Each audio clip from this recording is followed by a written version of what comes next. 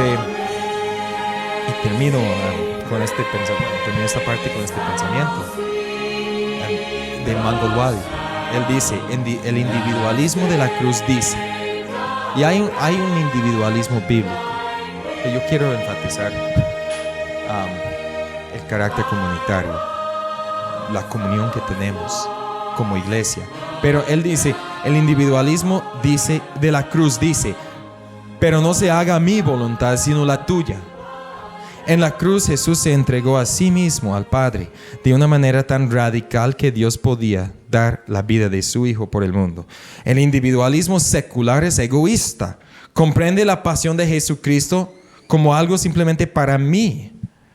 Este individualismo falsificado lee los evangelios con lentes rosados y anula cualquier cosa que no encaje con la presuposición de que Jesús solo murió para llevar nuestras almas al cielo. Esto ha resultado en una espiritualidad, según observa Os Guinness, individualmente cautivadora, pero públicamente irrelevante. Y nos preguntamos por qué la iglesia no es más eficaz en la cultura. No es por falta de devoción espiritual. No es porque los cristianos no están leyendo sus Biblias una media hora cada mañana y antes de acostarse. Es porque nosotros tenemos un concepto erróneo de lo que significa ser espiritual. Como dije al principio, ¿cuántos, si fueran muy honestos, no dirían, sí, es más espiritual el que ora 15 horas al día que el que trabaja 15 horas al día? Olvidándose de que, por ejemplo, el trabajo como tal es una ordenanza de la creación y espiritual. Pero no tenemos ese concepto.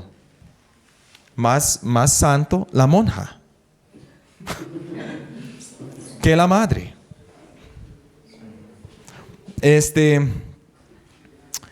Dice que es individualmente cautivadora, pero públicamente irrelevante. Ha llegado a ser la fuente de la influencia cultural de la iglesia en Occidente. Que si creemos que nuestro crecimiento espiritual no es solamente para nosotros como individuos, sino para el beneficio de nuestros hermanos, o no es algo que nosotros fomentamos solamente en privado, individualmente, sino algo que se fomenta en comunidad, eso tiene que cambiar nuestra perspectiva sobre la espiritualidad y hasta sobre cómo vivimos en el mundo. ¿Cuál es nuestro lugar en la iglesia, nuestro lugar en la sociedad? No como cristianos individuales, sino como la iglesia.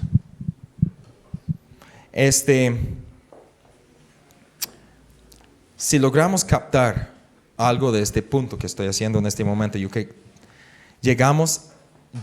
llegaremos a la siguiente conclusión, que toda devoción privada y familiar, porque tampoco, hermanos, la familia es la iglesia, no son idénticas. Son dos instituciones instituidas, fundadas por Dios, pero diferentes y distintas. Toda devoción privada y familiar es primero de todo, comunitaria. Eclesial, voy a decir eclesial, en la comunidad de los creyentes. En otras palabras, la devoción cristiana comienza y es nutrida continuamente en la iglesia, en el seno de la iglesia. Puede ser muy radical ese concepto, pero es el fundamento de todo lo que voy a decir a continuación. Aprovechando este concepto y el concepto de la adoración de la iglesia, permítanme entonces enfatizar 3 aspectos de la vida comunal de adoración en la iglesia que conducen todos los demás aspectos de nuestra espiritualidad, o privada o familiar. Tres aspectos de la adoración en la iglesia, en la comunidad, que conducen todos los demás, que tienen que conducir todos los demás. ¿Y cuáles son? son lo que nosotros tradicionalmente hemos llamado los medios de gracia, o lo que el Catecismo Mayor de Westminster llama los medios externos y ordinarios, por medio de los cuales Cristo comunica a su iglesia los beneficios de su mediación. Esos son los medios externos y ordinarios. ¿Cuáles son? Bueno, identificamos tradicionalmente 3, que son la palabra de Dios, la oración y los sacramentos. La palabra de Dios, la oración y los sacramentos. Yo agregaría la comunión, la comunión cristiana también. La comunión de los santos. De por sí, es algo que se encuentra en la Biblia, en Hechos, junto con estos otros 3 elementos. Es algo que también enfatiza el Catecismo Mayor de Westminster. Y, hermanos, es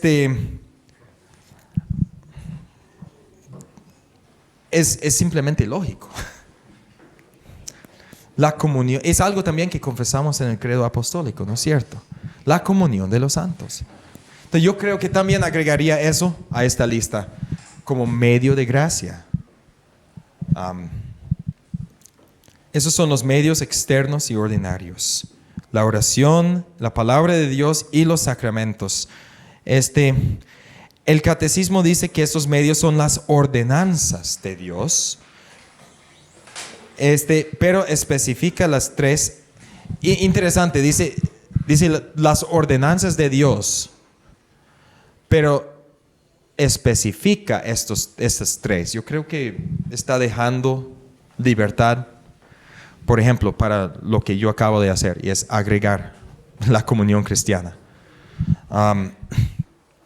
Esta no es una invención, valga la pena enfatizar, esta no es una invención de la Reforma ni el producto de la creatividad de algunos teólogos o pastores reformados, sino es una enseñanza derivada completamente de la Biblia, entre otros buenos argumentos. Por ejemplo, Hechos 2:42 une todos estos elementos en su descripción de la vida y fe de la iglesia primitiva en Jerusalén. Dice, y perseveraban en la doctrina de los apóstoles. Ahí está la predicación de la palabra. En la comunión unos con otros. Ahí está mi cuarto medio de gracia. En el partimiento de panes. Ahí están los sacramentos. Y en las oraciones. Ahí están todos los 4. En un solo versículo. Sí, no es una invención.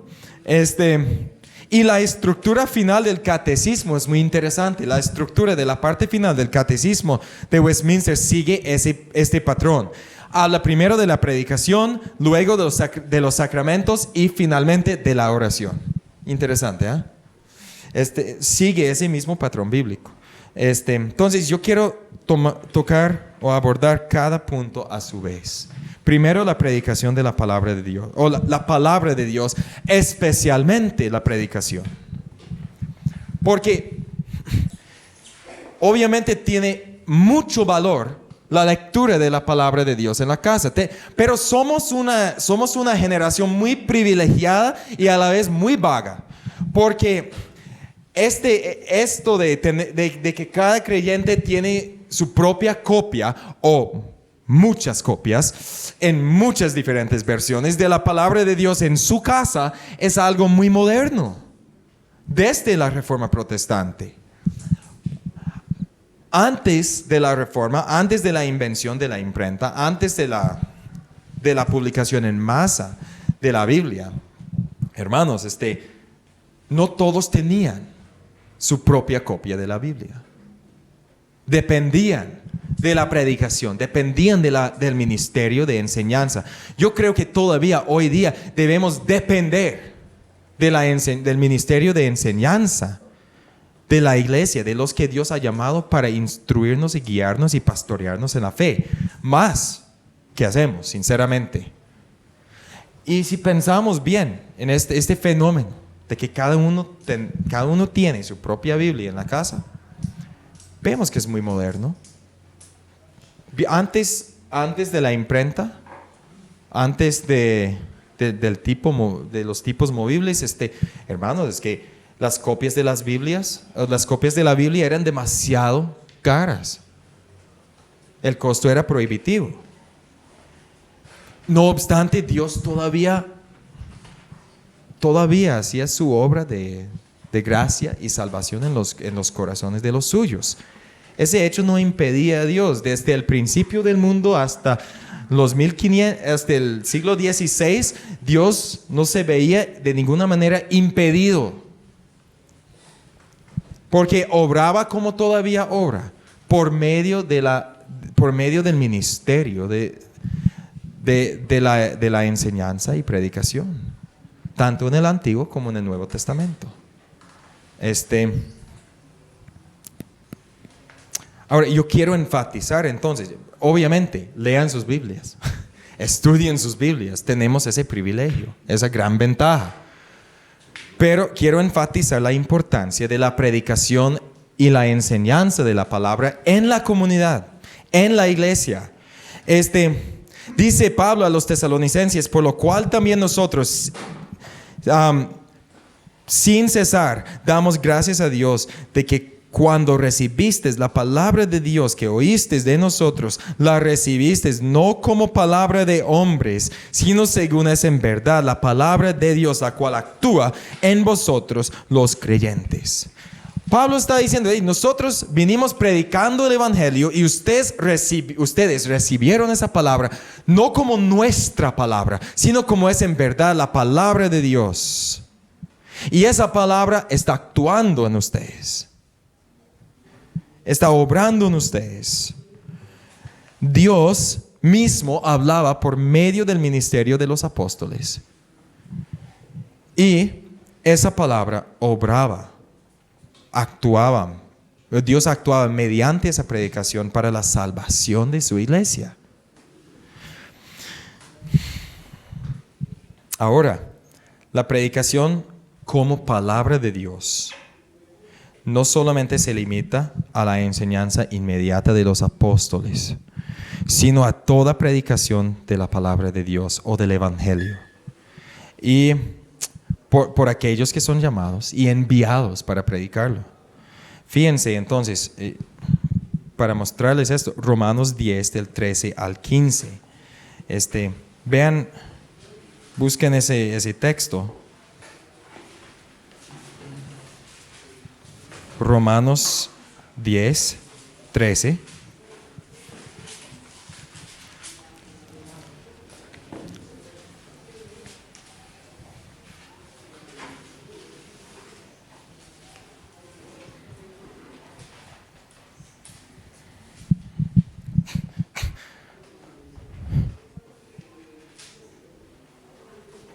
Pablo dice, porque todo aquel que invocare el nombre del Señor será salvo. Citando a Joel, en Joel 2, lo tengo apuntado aquí, 2:32, sí, en Joel 2:32. Y ahora comienza con una serie de preguntas, y preguntas muy lógicas. Dice, ¿cómo pues invocarán a aquel en el cual no han creído? ¿Verdad? ¿Cómo van a invocar a aquel en el cual no han creído? Y ahora ¿cómo van a creer? ¿Verdad? ¿Y cómo creerán en aquel de quien no han oído? Problema, la traducción está mala, simplemente está equivocada. No es.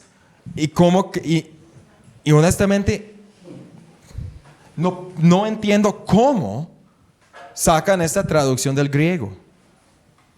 Es que dice, ¿y cómo creerán en aquel no de quien no han oído, sino a quien? Sencillamente la traducción está pésima. Sí, ¿y cómo creerán en aquel a quien? Eso es muy diferente de quién. Toda la diferencia del mundo ha sido una pequeña preposición. ¿Y cómo creerán en aquel a quien no han oído? Y algunos ex estudiantes míos de griego aquí, por lo menos uno. Bueno. Entonces, para los que están, oye, ¿qué problema tiene el griego? El griego no tiene problema, el problema tiene los traductores. La cosa es que el verbo en griego para oír, akouo con el genitivo, y el pronombre relativo aquí está en caso genitivo para mis estudiantes de griego. Y akouo más el genitivo siempre se refiere a aquel a quien nosotros oímos, a la persona a quien oímos. No se refiere a aquello del cual oímos, sino a la persona a quien. Entonces, es cómo creerán en aquel a quien. Y eso es importante por causa de la siguiente pregunta, que dice, ¿y cómo oirán? ¿Oirán a quién? A Cristo. ¿Y cómo oirán sin quien les predique? Que la enseñanza es muy clara, la lógica de lo que está diciendo Pablo es muy clara. Por medio de aquellos que predican el Evangelio, Cristo mismo habla. Cuando el Evangelio es predicado, Cristo habla por su espíritu y palabra. Ahora, ¿qué dice? ¿Y cómo predicarán si no fueren enviados? Como está escrito, cuán hermosos son los pies de los que anuncian la paz, de los que anuncian buenas nuevas. ¿Por qué? Porque Cristo está hablando por medio de ellos. Hay reformados que por un cesacionismo sin frenos, dicen que Dios no habla hoy. Mentira. ¿Cuál reformado bíblico va a decir que Cristo no habla hoy? Claro que habla hoy. Simplemente negamos que esté revelando, dando nuevas revelaciones y visiones y sueños. No. Él habla. Pero habla ¿cómo? Él habla y su palabra es fresca. Si quieren una palabra fresca, vaya y escuche la predicación el domingo. Que la palabra fresca de Jehová viene por medio de su palabra predicada fielmente por aquellos que son enviados por Dios para hacerlo. Qué importante ese ministerio, ¿no? Oren por sus pastores. Oren por sus pastores. La importancia, miren la importancia de la predicación. Pero hermanos, la predicación es algo que se realiza en la comunidad, en la iglesia. Entonces, no es suficiente que uno dice, bueno, me da mucha pereza levantarme esta mañana porque está lloviendo, no quiero mojarme. No quiero mojarme, tengo 25 años y no tengo ningún problema físico ni mental. Bueno, quién sabe. Pero no me interesa ir a la iglesia esta mañana. Voy a quedarme en la casa, voy a leer mi Biblia. Voy a ser muy espiritual, orando. Quizá voy a escuchar un predicador en YouTube. Por favor. Sí, quizá la prédica me llena. ¿Quién sabe? ¿Ve? El individualismo. Pero ¿dónde está la comunión de los santos?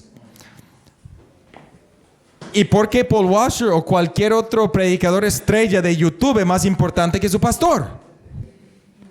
Que Dios ha llamado también. Piénsenlo. ¿Qué es lo que estoy sacrificando por mi pereza?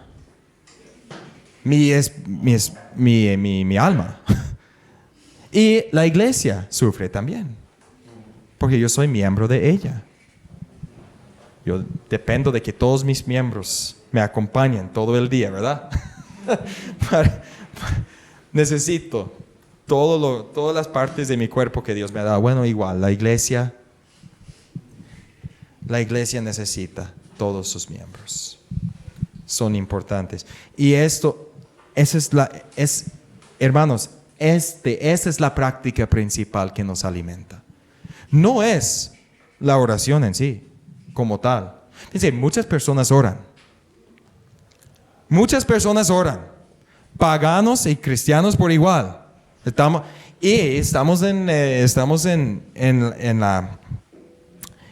viviendo una etapa de la historia donde nadie es religioso, sino todo el mundo es espiritual. Entonces, todo el mundo quiere orar, quiere una vida espiritual, quiere acercarse a Dios. Pero, ¿cómo? ¿Cómo vamos a orar? Solamente la palabra de Dios nos dice cómo. Y solamente la palabra de Dios nos puede decir por cuáles cosas debemos orar. Eso y el catecismo también, el catecismo mayor tiene una buena pregunta y respuesta sobre esas preguntas. ¿Cómo y por cuáles cosas? Entonces también los refiero ahí al catecismo. Pero la Biblia, ¿de dónde saca esa información del catecismo? ¿De la Biblia? Entonces la palabra de Dios es principal, es primordial, porque es la revelación de Dios mismo a su pueblo. Es la revelación de Él mismo y de su voluntad para nosotros. Ese es el alimento principal.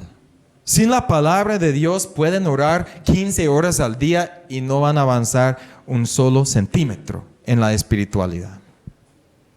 La palabra de Dios es primordial, tanto en su lectura como en su predicación, especialmente en la predicación. Así, dice el Catecismo de Westminster, Mayor de Westminster, dice, de los que escuchan la predicación de la palabra se exige que asistan a escucharla con diligencia, preparación y oración. Eso significa que yo tengo que hacer algo de antemano.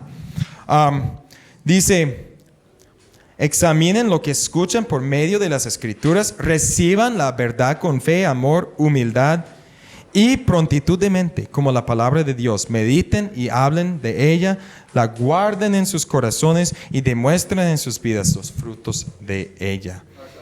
¿Sí? 5 minutos. No, hombre. Sí. No, ¿solo ha pasado media hora? ¿Cuánto? 55 minutos. No me lo creo.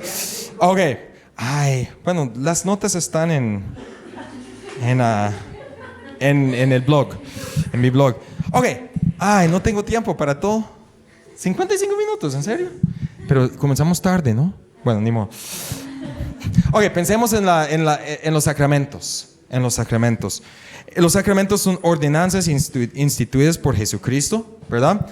Para la iglesia, para ser practicadas por la iglesia hasta que Él venga. Es decir, tenemos 2 ordenanzas, el bautismo y la Santa Cena.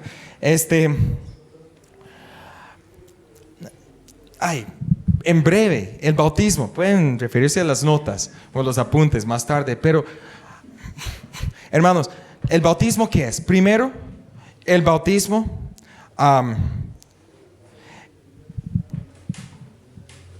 significa nuestra unión con Jesucristo. Nuestra unión con Jesucristo. Y también simboliza la purificación de la culpa de nuestros pecados, de la suciedad de nuestro pecado. Y entonces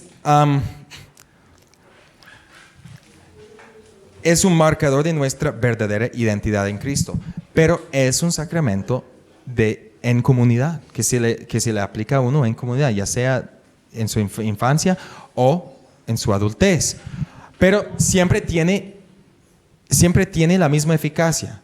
Me fuera aplicado cuando era pequeño, un bebé, y no sabía nada, o como adulto, profesando mi fe conscientemente en la iglesia. Mira, porque el bautismo no señala a mí ni mi profesión, sino a Cristo y su obra, tiene la misma eficacia. ¿Y qué es esa eficacia? Bueno, Martín Lutero, cuando era tentado de pecar, recordaba su bautismo. Baptismus sum, soy un hombre bautizado. ¿Y qué significaba? Primero, yo no puedo hacer esto o aquello, yo no puedo vivir de esta manera. ¿Por qué? Porque no me pertenezco a mí mismo, sino soy comprado por precio. Y ese precio muy alto, la vida y la sangre del Hijo de Dios. El bautismo señala eso. El bautismo me señala mi identidad en Cristo en el contexto de la iglesia como miembro de su cuerpo. Por lo tanto, glorifico o debo glorificar a Dios tanto en cuerpo como en alma. Así, el bautismo, hermanos, también confesamos un solo bautismo, ¿verdad? Eso es en comunidad de la iglesia. Me recuerda que vivo en comunidad con otros pecadores redimidos y así debo vivir y servir en comunidad para la gloria de Dios y beneficio de ellos, de los demás. La Santa Cena, bueno, cabe simplemente leer esto. Aunque en la Santa Cena el cuerpo de la sangre de Cristo no están presentes carnal y corporalmente en, con y bajo el pan y vino, sin embargo, para la fe de quienes los reciben, sí están presentes espiritualmente, no con menos verdad y realidad, con que lo están los elementos mismos a sus sentidos externos, de manera que quienes participan dignamente en el sacramento de la Santa Cena se alimentan del cuerpo y de la sangre de Cristo, no de una manera corporal y carnal, sino de una manera espiritual, sin embargo, real y verdaderamente, en tanto que por medio de la fe reciben y se aplican a sí mismos el Cristo crucificado y todos los beneficios de su muerte. La Santa Cena, hermanos, en comunidad, es una oportunidad para que nosotros evaluemos nuestras vidas, para que nosotros renovemos pacto o nuestra obediencia, nuestro compromiso con Dios y con su pueblo. Porque, ¿qué fue el problema en Corinto? Es que discernir el cuerpo del Señor, yo creo que significa analizar mi compromiso con la unidad y pureza de la iglesia. Si estoy comprometido con la comunidad. Yo tengo mis razones por decir eso, pero mis razones exegéticas, pero es así. Es una oportunidad de renovar mi compromiso con Dios, mi obediencia a Cristo, pero en el contexto de la comunidad. Porque todos nosotros humildemente nos estamos entrando por la misma puerta, por el mismo cuerpo y sangre de Cristo, y nos llama a esa obediencia y espiritualidad. Es un momento para renovación de pacto. Finalmente, la oración. Bueno, van a escuchar una conferencia, una charla sobre la oración, entonces yo se lo dejo en manos del pastor Andy y voy a simplemente, lástima, pero voy a terminar con estas cuatro observaciones. Me parece que el más importante es el primero, la prédica. Lo más importante para nuestras vidas espirituales es la palabra de Dios. Pues es la palabra de Dios que nos interpreta los sacramentos y nos enseña cómo y por cuáles cosas debemos orar. Mucha gente ora, pero no todos oran de manera que agrada a Dios. Entonces necesitamos la palabra de Dios. Es suficiente para toda nuestra vida, para la fe y la piedad. Segundo, luego de la palabra de Dios, la oración es primordial. Y luego de la oración, los sacramentos. Pero todos estos tres en conjunto es que influyen en cualquier otra práctica espiritual que hay o que nosotros practiquemos. Y les dejo con este pensamiento. El crecimiento espiritual tiene un propósito más allá del individuo también, y más allá de la salvación del alma individual. Incluye todo esto, pero va más allá. Lo individual sirve las necesidades de lo comunal. Así, la devoción cristiana no es un asunto de hacernos monjes separados artificialmente del mundo, dedicados 15 horas al día a la oración, sino un asunto de cómo vivir en comunidad con otros creyentes en santidad, obediencia y servicio. Y quiero referirles a Efesios 4. Que mediten sobre Efesios 4. Que nos muestra que la verdadera espiritualidad no es la del monasterio, sino la de la comunidad en obediencia, sacrificio y servicio. Bueno, oremos. Padre, gracias por este tiempo. Pedimos que nos ayudes a meditar sobre estos asuntos tan importantes de cómo crecer en la espiritualidad y aprovechar todos los medios que tú nos has dado en la iglesia, en la comunidad de los santos, para crecer en fe y amor y obediencia hacia ti. En el nombre de Jesucristo. Amén.